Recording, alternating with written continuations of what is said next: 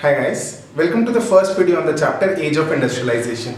We have divided this chapter into 6 topics. So in this video, we'll be discussing the time before the Industrial Revolution, which is also called Proto-industrialisation.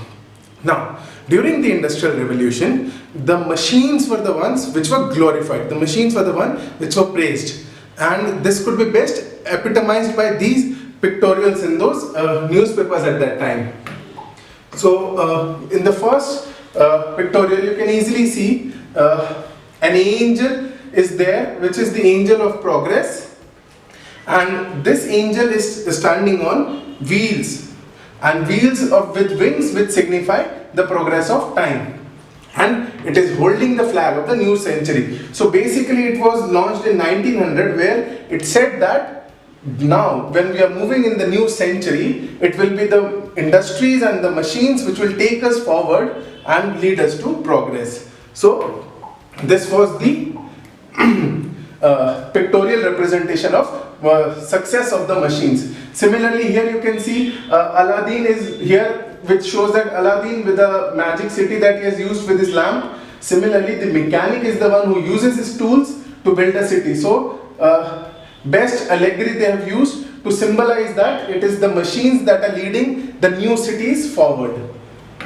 So this was about the glorification of machines in the Industrial Revolution. But before the Industrial Revolution began, there was also an increase in production that was seen before the Industrial Revolution, and it was not led by machines. It was led by your peasants and your artisans. So they were the ones who actually increased the production. So production through peasants and artisans in the 17th and 18th century, which actually led to the Industrial Revolution. Now, why they were the one who increased production? We'll look at it in stages. First we have to realize what actually increased the demand for the goods. So the demand for the goods during these 2 centuries was primarily due to the expansion of world trade, because the countries such as England, Spain, Italy, the European countries, they were colonizing the world. So when they were having various colonies, demand for goods was increasing there, and hence the demand for their product had increased in this. So on the other hand, the supply was limited. The reason for that was that the limited ability to expand production was mainly due to trade guilds. So the trade guilds, the trade associations that were there were so strong, and they had such control over the entire production facilities that they controlled trained craftspeople were under the trade guilds. They had regulated the competition and the prices, and they had restricted the entry. So this created a situation when the towns were the ones which were actually going to lead the increased production, but due to various trade guilds, they could not, the merchants that were traveling to various colonies, they could not get the increased production. So due to monopoly rights for the guilds, there was trade deficit, and there was a more demand than the supply. So these merchants approached the peasants and the artisans in the countryside, and they approached them fine. But why did they agree? The reason for that was that the open fields were disappearing. So agriculture was not being preferred. So since agriculture was not being preferred, their primary job was getting hurt, and the commons were being enclosed. Cottages and peasants generally had to look for alternative source of survival since their primary jobs were suffering. Hence, the merchants convinced them to work for them. The artisans got extra income without leaving the countryside. So they said, you stay in that countryside, we'll set up the facilities here, and then you can work for us and you can also gain money.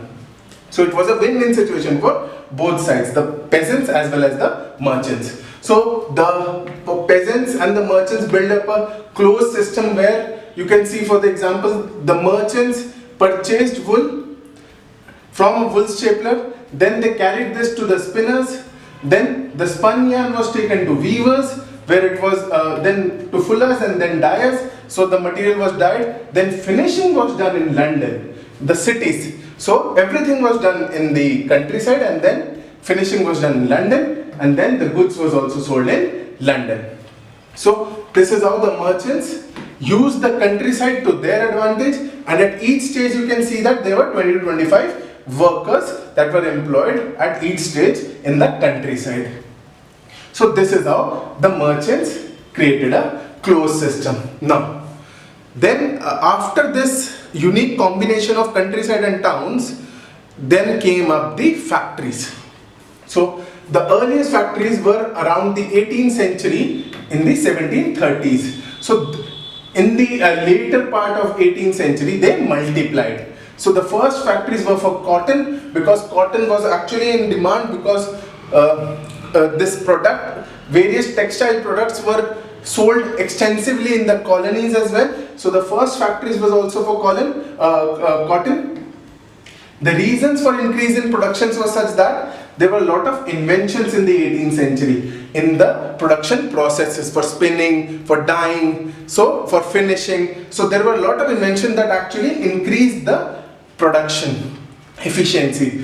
Then this enhanced the worker output per worker. So because of this reason, there was increase in production for various factories in cotton. Now, this also led to a unique phenomenon where the strength of the threads became stronger, increased, and the yarns also became stronger. So the first cotton mill was created by Richard Arkwright, where the entire production moved from farms to mills. So everything was set up under one single roof, and because of this, the production as well as the management, everything was under one roof. So this was the concept of factories and cotton mill. Then the factories obviously increased by various successes of the factories. People saw success, and therefore the factories increased in number. So this is how factories benefited the merchants. Now, if we look at the pace of industrialization was not what we would think it would be, because we understand that it was a very dynamic process. So everyone should have carried on and seen that there is a lot of production increase. So it should have benefited everyone, but not everyone was on board, and some people were actually hesitant. The reason for that was, first of all, the main increase in production was only in cotton. So cotton started the revolution, and only iron and steel joined. So they were the key drivers, and the driver for iron and steel was primarily railways and then exports, because we could also start to export to the colonies. But still there were traditional industries which were not easily displaced, and only 20% of the workforce was employed in the new industries. Other was still in the advanced industries, or other was still in the traditional industries. So this is how this determined the pace of change in the industrialization, because major people were still working in traditional industries, were still hesitant to get on board with the industrialization.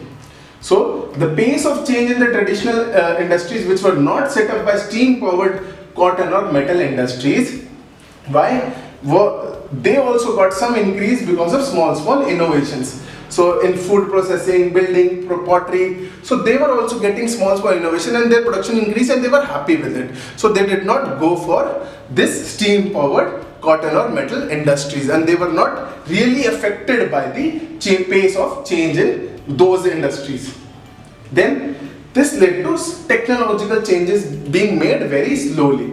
The reason, first of all, was that it was very expensive. The new machines that were bought for various factories, they were expensive. So the merchants and industrialists were cautious because of costly machinery. Then these machines often broke down, and the repair was costly. So this also increased the cost, and hence the machines that were actually looking for the change in industrialization, that was slowly adapted by the people.